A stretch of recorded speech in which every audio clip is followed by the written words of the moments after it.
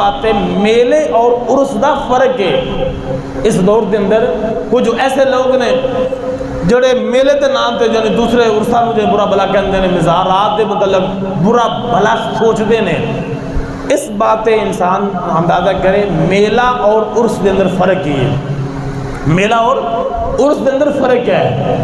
عرس تے جنی بندہ جائے گا نا انہوں ثواب ملے گا، اور میلے دے فرق میلہ تے جانا کافروں کا طریقہ ہے، فاسقوں کا طریقہ ہے، جہل لوگوں کا جانا طریقہ ہے۔ انہوں اس دور دے اندر میلے شروع ہوندے ہیں۔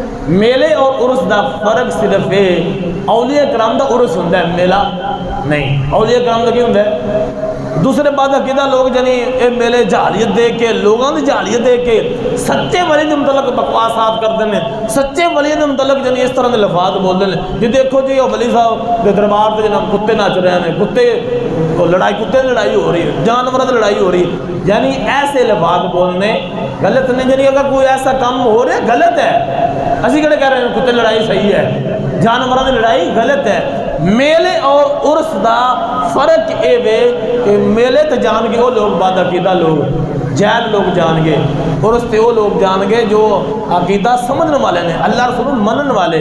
میلے تے جان گیا کی ہوئے گا، لڑائی ہوئے گی، جھگڑا ہوئے گا، پریشان ہو کے واپس جائے گا، کی ہوئے گا واپس آئے گا تے لانتا پہیاں ہوئیں گے چہرے تے۔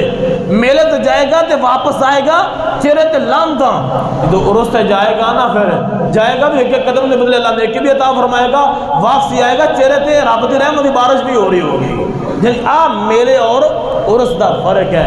عرس جائے گا واپسی آئے گا، بندہ زبان تو کی بولے گا یا میں فلاں بزرگ دے عرس تے گیا اوتے فلاں کاری نے بڑی سونی تلاوت کی تھی، فلاں ناز کہاں نے بڑی سونی ناز پڑھی، فلاں عالم دین نے بڑا سونا فلاں واقعہ سنایا، بڑا کمال دا، میرا دل نور ہو گیا۔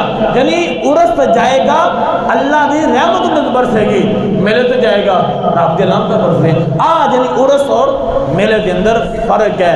عرس تے جائے گا رب دے رحمت اور میلے تے جائے گا اللہ دی لعنت۔ یعنی اگر کوئی ایسا معاملات درباراں سے ہو رہا ہے تو دربار والے نہیں ہے اس طرح دے، وہ اللہ دے سچے والے نے۔